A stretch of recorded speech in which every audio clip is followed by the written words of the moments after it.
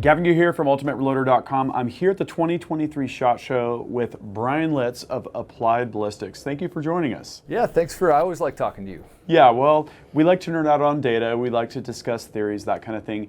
What I wanted to do is continue our discussion that you and I have been privately having around communicating and managing and quantifying expectations. For the performance, and let's say we simplify this to just group size, right? Okay. When we talk about I have an X MOA rifle, or a manufacturer says this is guaranteed to shoot 3/4 MOA, right? What does that mean? Yeah, that is the question. It's a very common question, right? How's your gun shoot? Oh, about half a minute. And that exchange of information, the way that rifle precision is thought of, is a static number. Like, as if it's going to shoot, if it's a half-minute gun, it's going to shoot a half-minute group every time. But that's simply not the nature of dispersion. That's not what you get. You get a variation, like with muzzle velocity, right? If your average is 3,000, not every shot is 3,000. There's a variation around that, right. And the same is true of group sizes. So if your gun averages half a minute, well, you're going to have some groups that are 3/4 and some groups that are 1/4 to average half a minute. And that variation in group size isn't really captured in the traditional dialogue. And as a result, expectations can become very skewed. So if you say, hey man, I shot a 1/4 minute group with my gun, that's different than saying it will average a 1/4 minute. Right. Right? Because you shoot enough groups, eventually one of them is going to be small. But that would be misleading for expectations to expect that that's the average. And people online frequently mislead others by cherry picking groups, or even there's the issue of the frustration of, well, my gun was shooting this good on this day or this group, and now I went out and it's completely different. So within all this, what do you think is the right way to determine what a particular rifle is capable of? Let's say like the rifle and the ammunition together as a system or a configuration, and then how to communicate that to other people in a way that has some level of uniformity to it and isn't misleading. Yeah. So in my last book that came out in August, Modern Advancements in Long Range Shooting, Volume 3, the entire first part of that book is about this very topic, about precision testing and the statistics that come along with it. And I won't go into all the details. If you're interested, you can get the book, but it's bell curves, normal distributions, that kind of thing. But to answer your question in a very basic way without going into the statistics, if you baseline the precision of your rifle with, say, five shot groups, okay? There's going to be a spread. You'll have an average, but you'll also have a smallest and a largest. And, don't make the mistake of cherry picking that smallest group and saying, this is what my gun can do. This is the potentially as good as it could shoot. All those other groups are just various degrees of being messed up, for example. That's not the correct way to think about it. There is a natural statistical variation. So you can shoot 5 groups. It's important to know your average, but it's also important to know how much spread there is around that average. Right. So yeah, to characterize your precision, shoot those 5 groups, write them all down, and say, oh, well, the conclusion that's supported from this data is that anytime I shoot my gun, I could shoot groups anywhere from this to this. Because it's all the same ammo, the same gun, you just shot 5 consecutive groups. And so you're establishing not only the average, but also the variation around that average. And that awareness that your groups will naturally vary in size becomes very important when you're doing hand loading and you're trying to resolve between, for example, this seating depth and this seating depth. Right. And if you only shoot one group of each or a small sample of groups each, it could appear like one is better than the other when in fact they are both pretty much the same. And it's the statistics that will tell you how similar or how different they are. Right, and you don't want to take an outlier and focus on that and change a formula and then get steered in the wrong direction when it was really just, on the long tail. Yeah, that sets you up for some disappointment if you continue shooting and find, oh man, I can't repeat that outlier of a small group. And so you're disappointed there. You're also disappointed when you do that seating depth test, you pick the one that looked the best, and then you find out if you ever repeat that test that maybe it's not repeatable. You don't get the same thing. And I think there's a lot of tail spinning among hand loaders that, man, I did the test so I know, but then I did the test again, now I'm not sure. Right. And that process is inevitable. That's the inevitable result of small sample size testing. Right. The results are simply not repeatable. Large sample size testing, two things happen when you test in large sample sizes. I'm talking dozens and dozens of 5-shot groups to discern between two things. The first thing that happens is you come to far fewer conclusions, right? Because it takes a lot of data to support a conclusion. Sure, yeah. But the good news is whenever you come to a conclusion, that conclusion is valid and repeatable and genuine. And I would rather come to one solid conclusion a year that is repeatable and always happens that way, than come to a different conclusion every week that contradicts what I did last week. You're not really making progress or understanding in that way. Right. So here's the practical question for those of you that hand load and really want to fine tune the performance of your rifle, because that's a really awesome accomplishment, right? I've had a barrel that preferred a particular projectile, right? And when I used that particular projectile, I was able to get really consistent, great results. So if I had spent all my time on the wrong bullet, then I would have missed that opportunity. But in reality, if you're going to go through and test different projectiles, and you're going to work up some sort of scheme for powder charge weight variation, and or you're going to vary bullet seating depth to find literally the best formula for that rifle. And if for each of those different explorations you're shooting 5-shot groups, and you have an expensive cartridge, or you have a barrel burner, I mean, conceivably you could burn out the barrel by the time you even get to where you want to be. So how do you take that large domain of data and fast track to something that's going to meet your expectations? Say you have really high expectations. Tell me what your thought process and what your actual strategy is for that scenario. Right. So with the, I'll call it faulty statistical treatment that traditional hand loading works in, it appears as though there are a lot of things that affect your precision, right? Okay. Your seating depth, your primer, your annealing, your whatever, like all that stuff. If you shot one 5-shot group of each of those things, every individual 5-shot group will be different. And the erroneous conclusion would be that, well, the smallest group represents the best combination of my load. Exactly. And I'm here to tell you that you cannot draw that conclusion from a single 5-shot group. Oftentimes it takes many. But the bigger picture of what I'm getting at is, because we think every little thing matters, because we're misled by statistics, I'm suggesting that a lot of that stuff doesn't matter as much as we think it does. I hear what you're saying.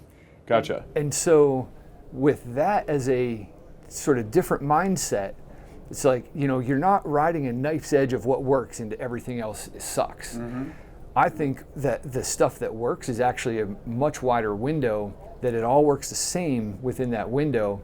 And if you want to refine something, say it's shooting half minute and you want to shoot 0.4, resolving the difference in group size of 1/10 of an inch at 100 yards requires a tremendous amount of shooting. So if you pick a barrel burner, you may not figure it out in one barrel, Right. That's just the reality of it. I'm sorry, it sucks, but here's the good news is that if you stick with the same thing for a long time, it's easy if you're in a discipline where the rules dictate like FTR, 308 Winchester, and the barrel's always going to be that.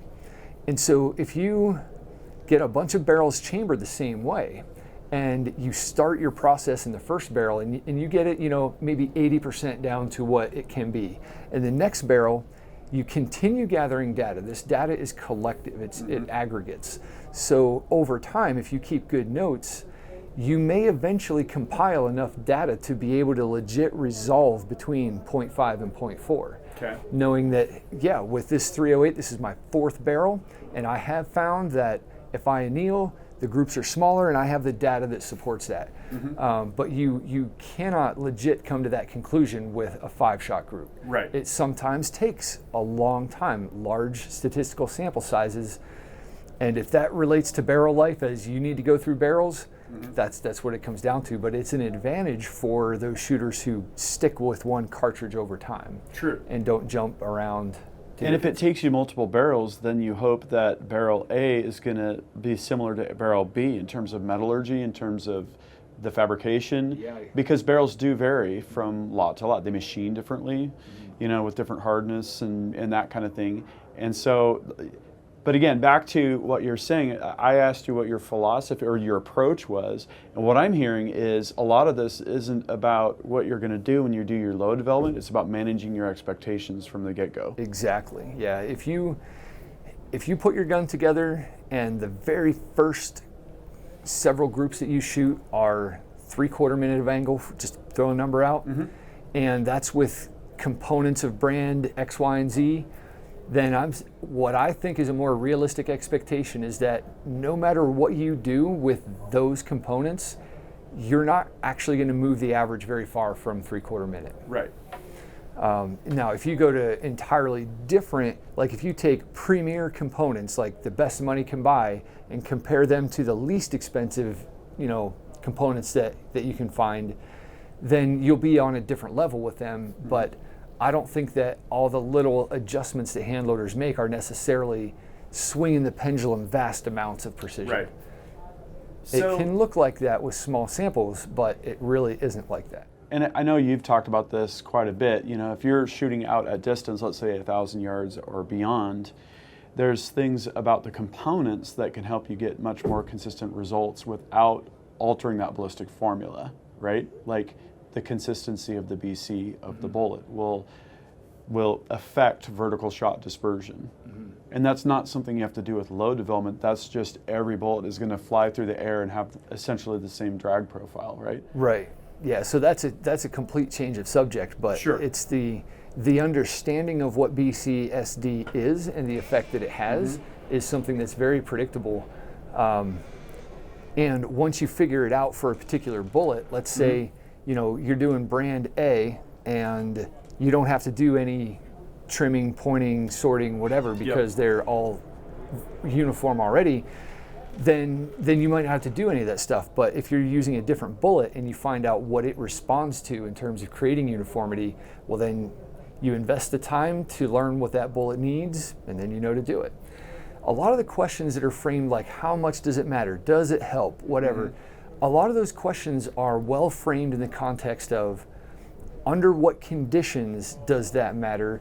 And are those conditions present in my shooting application? Right. Because there are some things that bench rest shooters do that absolutely benefit them. But if a guy with an 8-pound hunting rifle is like, I'm doing this because the bench rest shooters do it, well, it may help you and it may not. Well, that makes total sense. And again, it's about, I don't know, I'm thinking like signal to noise here, right? When you get down to bench rest level precision, literally every factor in the rifle, every factor in the ammunition can translate to a meaningful difference in performance, right? Because you've taken a lot of those variables out and you're looking at everything under a microscope, essentially. Whereas if you're in a different scenario and you have a rifle that's not going to be working up to that level, or if you have components that aren't up to the task, then does the flash hole deburring matter as much? Does the ignition system in the rifle matter as much? Probably not. Yeah, and that's the kind of things we try to work out in our lab is like, okay, under what conditions does flash hole deburring really improve things, and under what conditions does it not? That way, if somebody's considering doing it, I heard my buddy on the range said to do this. Well, if they can read a chapter or listen to a podcast and be like, oh, well, flash hole deburring will help me if X, Y, and Z conditions exist. Yeah. Oh, they don't exist for me, so I don't have to waste my time with it. Right. Or they do exist for me, so I know I'll be getting a benefit and not just guessing. Right. Okay, so we had to change locations. Let's pick up the discussion where we were at. Yeah. So we were talking about like flash hole deburring or something, right? Oh, it was. So the question is, under what conditions does something matter, and are those conditions present for my scenario? So I think that's a much better way of asking a question than, hey man, does this work? Right. It's like, work for what? Does a wheel work? It works pretty good, but not if you need to eat a salad. There's does it work for what I want to do with it? Yeah. And so putting more definition around, like, we're traditionally in the shooting industry, we're terrible with words. Like, we use the word accuracy for the most important thing. It's not even the right word. Right. When you're shooting groups, you're not testing accuracy, you're testing precision. Exactly. So it starts there Yep. and snowballs. So, like, if you say you tested accuracy, but you're really talking about precision, Yep. well, when did you actually test accuracy then? Right. Testing accuracy would be a test of, like, how well the rifle retains zero. Exactly. That's an accuracy test. Right. It's also very important, but you never get around to it because you already said you did accuracy testing when you shot groups. Right. So the use of improper words is not just,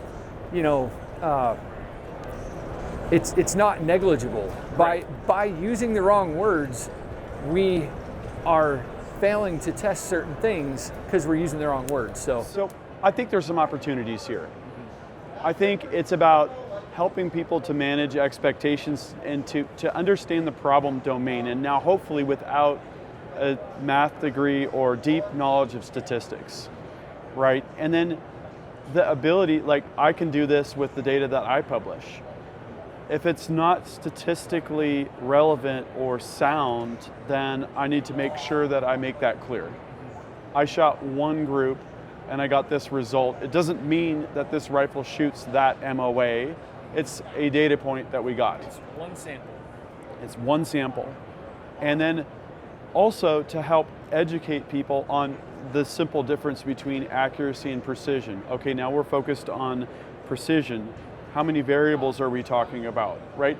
And hopefully what this does is, it gives us results that we can verify and share and compare and be more truthful and less misleading about it, right? But to me, it's also about preventing that intense frustration that you get when you take the outlier and you start to chase your tail, Yep. right? That whole thought process and methodology to get to a result. And then I've managed my expectations, right? A half MOA gun is actually a really great shooting gun if it truly is half MOA, right? Yeah, and they're pretty rare. Like, bench rest aside, half MOA guns are way more rare than the internet would lead you to believe. Right. So, yeah, I think that managing expectations is a good reason. Now, I also think that, like, if you do a test, A versus B, whatever it is you're comparing, and you find that, well, they're mostly the same, I didn't find anything, now what do I do with this data? That's Right. still an interesting result. It's Right. still interesting to show, I tested this versus this to see if there was a difference, and the statistics were such that, like, 80% of the area overlapped, so there's not a supportable difference between them. That's still a good result, because now Yep. everybody else that's wondering about it can look at your test results and interpret it however they want, but you're Right. at least giving them the data. You're not saying 0.5 versus 0.4, so Right. the 0.4 is better. Everybody go do the 0.4 thing. You're saying the averages are different, but when you consider the context and the distribution, they're mostly the same. So I conclude that this, whatever was different about A versus B, mostly doesn't matter. That's a good result for shooters to know as well. Absolutely. It's not only when they're truly different, but when they're not different, Yeah. that's good to know too.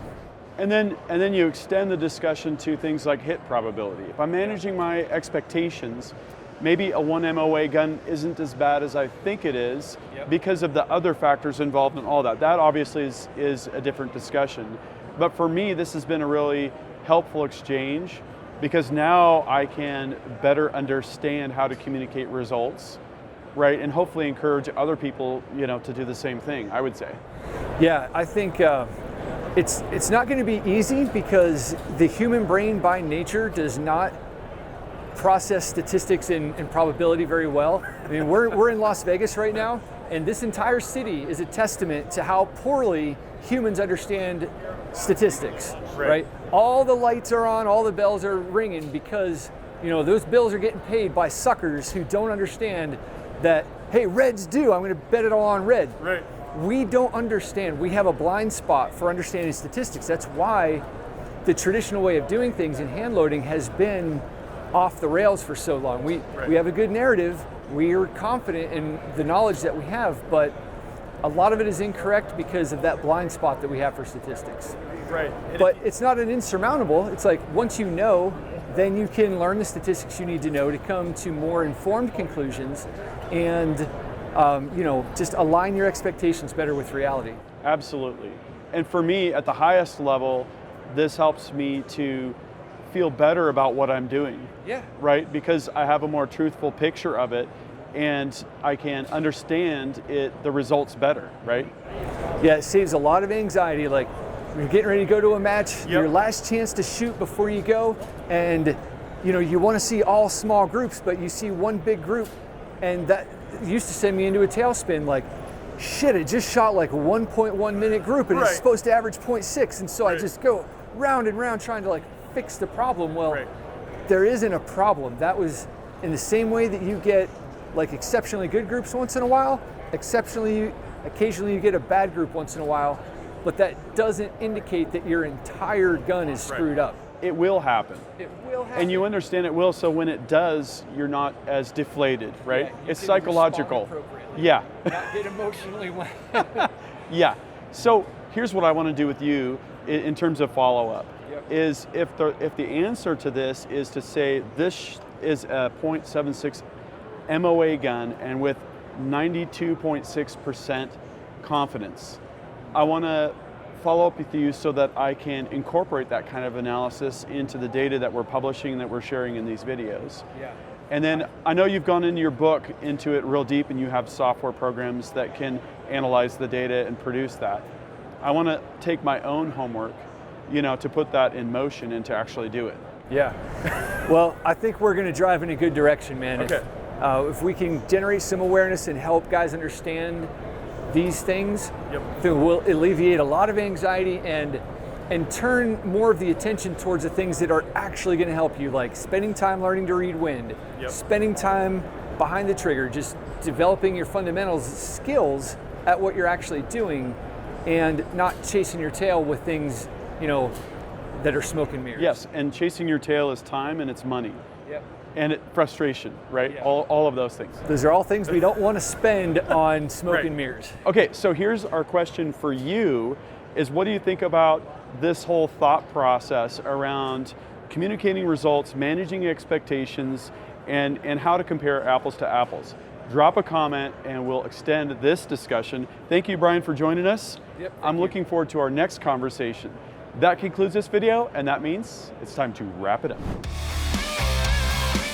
I hope you enjoyed this video. Don't forget to like and subscribe. Also, we're on Facebook, YouTube, Rumble, where we've got unrestricted content, and Instagram. Make sure to follow us on all those channels. Ultimate Reloader also has a commercial solutions division serving law enforcement, the military, and the gun industry. We have some unique capabilities, including a comprehensive suite of recoil testing and evaluation capabilities, trigger profiling, and more. If you're interested in custom rifles like what we build here on the channel or gunsmithing services, you're going to want to go to rifles.ultimatereloader.com and get on the wait list. If you're interested in becoming a professional gunsmith, check out the Sonoran Desert Institute. They've got a degree program, they've got a certificate program, and you can study from home. Learn more at sdi.edu. Thanks again for watching.